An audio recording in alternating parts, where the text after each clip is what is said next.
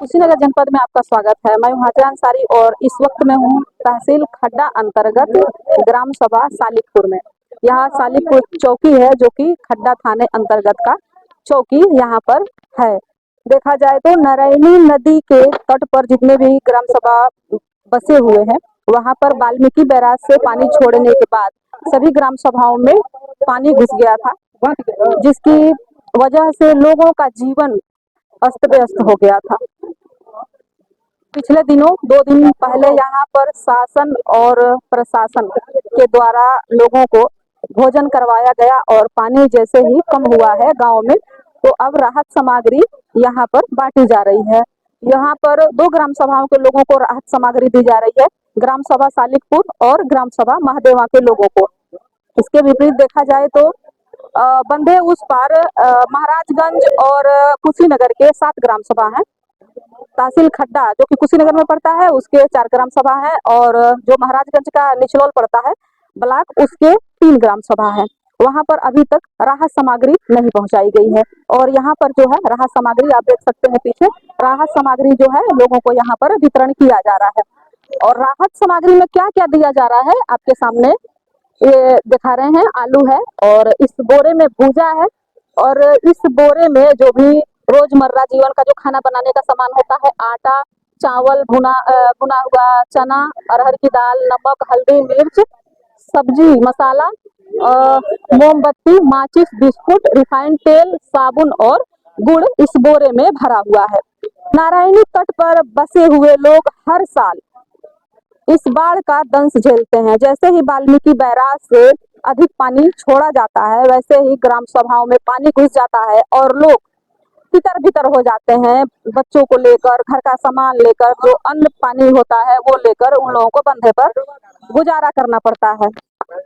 हालांकि ऐसा नहीं है कि यह जो ग्राम सभा है वो कुशीनगर के जो नक्शे में है उससे अलग है। कुशीनगर के नक्शे में आता है, यहाँ पर बाकायदा वोट पड़ते हैं, ग्राम प्रधान का वोट पड़ता है, सांसदी का वोट पड़ता है, विधायकी का वोट पड़ता है, किंतु इनकी जो समस्याएं हैं उनका कोई स्थायी समाधान नहीं हो पाता है। कई बार ऐसा देखा जाता है कि वोट के समय में जब यहाँ पर राजनेता लोग आते हैं वोट मांगने के लिए, तो वो लोग कहते हैं कि यहाँ से यदि हम जीत जाएंगे और हमारा राज जब होगा, जब हम यहाँ सत्ता में होंगे, तो आप लोगों के लिए कोई स्थायी समाधान किया जाएगा, किंतु कोई भी स्थायी समाधान नहीं किया जाता। हालांकि हर वर्ष लगभग 1 करोड़, 1.5 करोड़, 2 करोड़ इस तरह का बजट नदी में बहाया जाता है पर्क्यूपाइन के नाम पे या फिर उस कटान को रोकने के नाम पे, लेकिन स्थायी समाधान नहीं हो पाता है।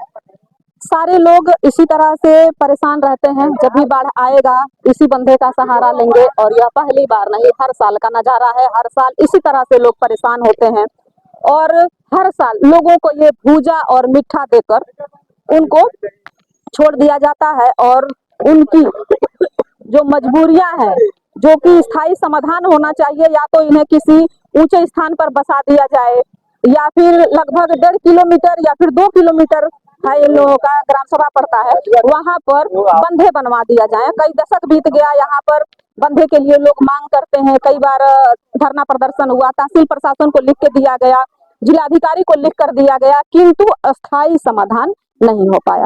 फिलहाल कुछ लोगों से बात कर लेते हैं, उनका क्या कहना है और किस तरह से इस समय उनका जीवन है। क्या नाम है आपका?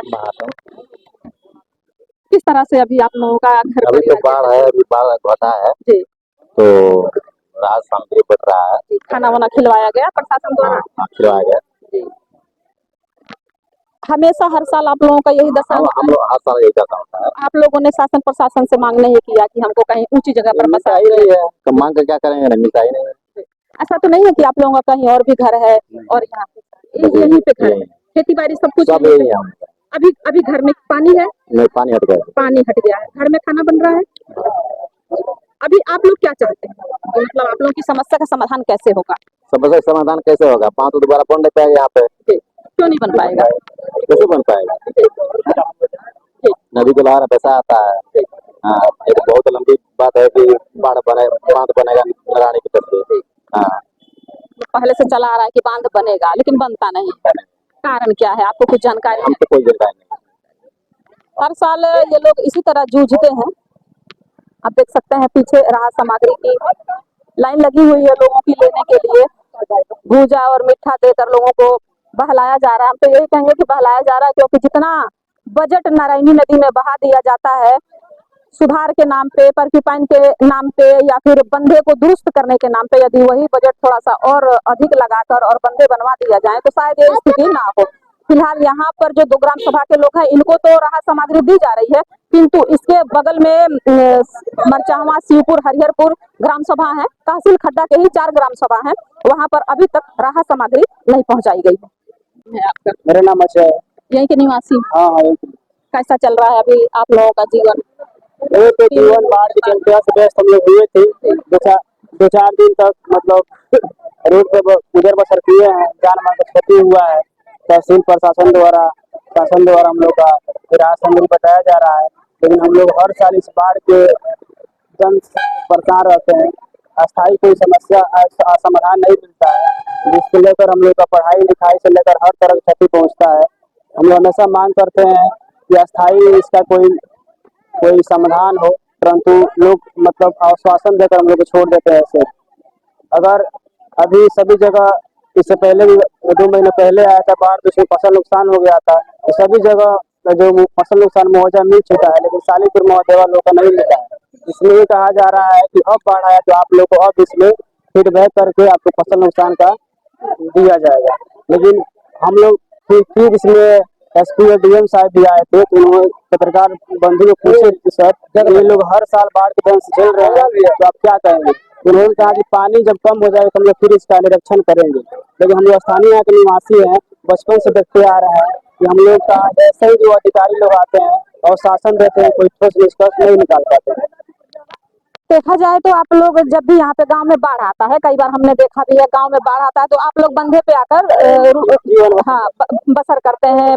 जो बच्चे होते हैं, पशु होते हैं, आप लोगों के सभी लोग यहाँ पर रहते हैं। यदि उस समय बारिश आता है तो गांव में तो फिर कैसे आप लोग? सरकार व्यवस्था करवाता है यार, यह सरकार व्यवस्था करवाता है। क्या आप लोग उस व्यवस्था से संतुष्ट हैं? अब मान लीजिए ज्यादा संख्या है, कुछ राहत मिलता है। आप लोगों को नहीं लगता कि मतलब इसकी कोई स्थायी समाधान होना चाहिए? अस्थायी समाधान तभी होगा जब ये नदी को नहर बना दिया जाएगा और साइड में बंधा, उसका काम सुनने में आ रहा है चल रहा है, लेकिन अब अस्थायी क्या है ये नहीं मालूम है। सुनने में आ रहा मतलब काम कहाँ चल रहा है, हमें तो कहीं दिखाई नहीं दे रहा कि कहीं काम चल रहा है। आते हैं सब लोग सर्वे करने आते हैं, सब आते हैं। आश्वासन देने के लिए जी आते जी हैं। जी। अभी जैसे इन्होंने बताया कि खेती कट गई, कितनी खेती कट गई होगी लगभग आप लोगों की?